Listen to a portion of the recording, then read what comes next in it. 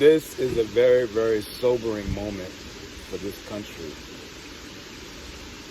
You know, a young man came within probably an inch or two of ending the life of a former president of the United States. This is a sobering moment because this is unsustainable. This is unsustainable, the way that we're living as a country right now.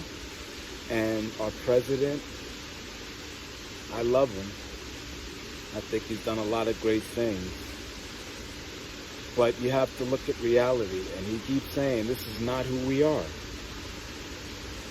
And as any recovering alcoholic can tell you, the first step to recovery is acknowledging who and what you are. This is who we are. We're a gun-toting nation who's lost our sense of decency and has lost the sense of humanity. When you stop looking at each other as human beings, then this is possible. This is what you have. And I know the rhetoric already started before all the details came out. The blame game already started. And it's not really about that. It is about really looking at the deeper problem. And the deeper problem is a lack of humanity. That we don't see each other as brothers and sisters. We don't see each other as fellow Americans who have differing opinions.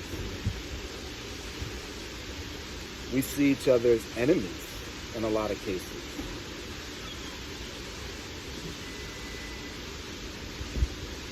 And I know not in all cases. So if you're seeing this, please, I get that. Most people are decent people, hardworking people, and would never come to a resolve like this, to a thought of even doing something like this. But what I'll say to that is, you know, a lot of people say, I'm not into politics. You know what? When you abdicate your responsibility like that, that allows for this type of environment to persist. When you abdicate what our responsibility is as an American citizen, then the void is filled. The void is filled with elements like this that we don't want to see. The preamble of the Constitution, the first three words are, we the people. Now, I know when it was written, it wasn't meant for people that look like me. It wasn't meant for women. It wasn't meant for a lot of us. I get that. When the NBA first started in the 40s, it looked like a totally different sport than what's being played today. So I know it wasn't intended like that, but that's what it is. It's us. This is our government. This is our responsibility to fix. And the first step, as I said, is to acknowledge what we are and what we have become here in this moment. And I think we need to put away the excuses. I see the both sides of them. You know, and I'm going to put that to bed because this is not coming from both sides. One side is having a political argument about social programs, about diversity and inclusion, about, spreading the wealth around, about how we should be spending our money, political issues. And another side is talking about being a dictator on day one. About that they're going to enforce a program and it'll be peaceful as long as the left allows it to be. What is that? You're calling for violence against your own people, and then you get shocked when it comes to your own door. And I don't want any harm to come to the former president. I don't want that.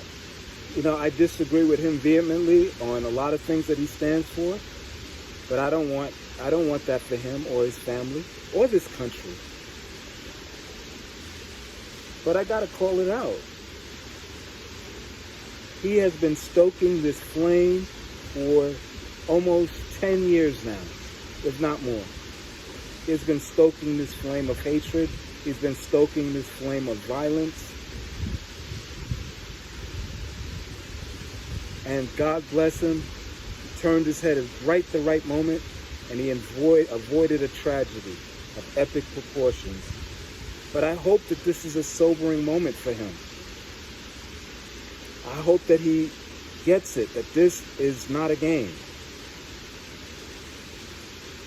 You know, I know that, you know, that's probably falling on deaf ears, judging by how he's reacted in the past. But I hope that he gets it, that this cannot be a sustainable moment.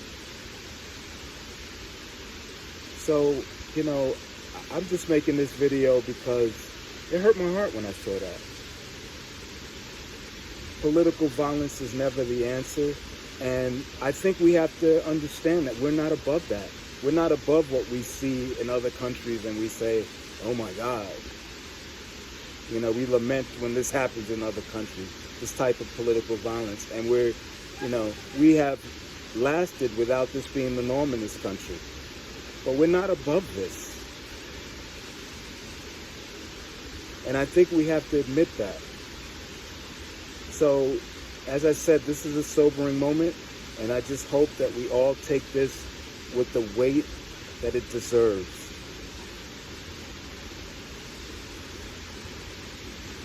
We can be disagreeable, we can disagree, but we don't have to be disagreeable.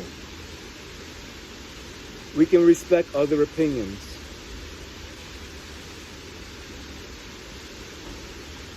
But it should never come to this point.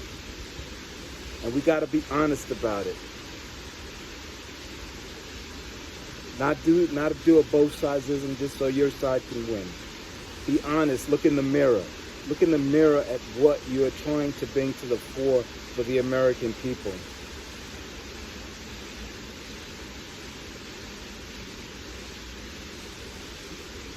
You know, for me to say that what I'm hearing from one side sounds like fascism is not stoking hatred.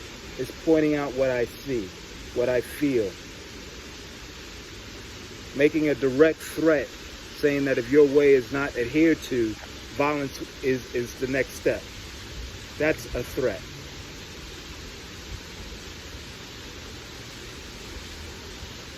We can and we have to be better. This is my hope.